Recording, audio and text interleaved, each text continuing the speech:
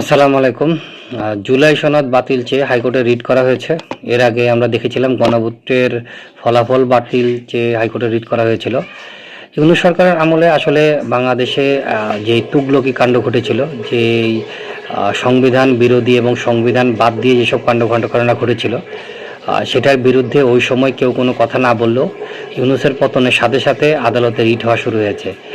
এই জুলাই সনদ যে রিটটা হয়েছে, এই জুলাই সনদটা আসলে গুটি কয়েক ব্যক্তি এবং দলের লোকজন, যদিও এখানে ভিতরে বিএনপিও সিগনেচার করেছিল এবং বিএনপি সিগনেচার করে পরবর্তীতে বলেছে যে এখানে বেশ ধোঁকাবাজি করা হয়েছে। তো এই জুলাই সনদের বিরুদ্ধে রিটটা করে এবং গণভোটের বিরুদ্ধে যে রিট করা হয়েছে, সেই সব রিটের শুনানি এবং কার্যক্রম দেখার পরে আমরা বুঝতে পারবো যে আসলে এই জুলাই সনদ, জুলাই সংস্কার এবং অন্যান্য ভাগে কি ঘটছে বা গণভোটের ভাগে কি ঘটছে।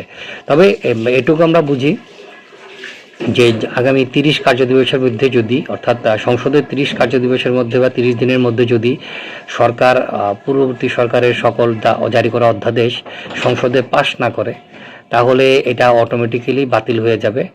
এবং আমার ধারণা যে তারা যে 130 বা 33টা অধ্যাদেশ জারি করেছে ইউনূস সরকার, সেইগুলোর বেশিরভাগই বাতিল হয়েছে, সম্ভাবনা রয়েছে।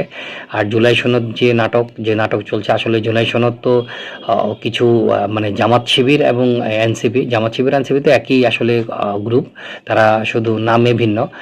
তো এদের যে ইচ্ছায় জুলাই সনদটা সিগনেচার করা হয়েছিল বা জুলাই সনদটা নিয়ে নাটক করা হয়েছিল, সেই জুলাই সনদটা আসলে বাস্তবিক করতে সংসদেই টিকবে না, আর আদালতে তো টেকার কোনো প্রশ্নই আসে না।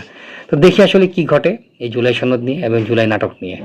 আর এই ছেলেপেলেগুলা যেভাবে হম্বিতম্বি করছে, এই হম্বিতম্বিগুলো আসলে আর কয়দিন চলে এবং কীভাবে বন্ধ হয়, সেটাও দেখার আমরা অপেক্ষা রইলাম। ধন্যবাদ।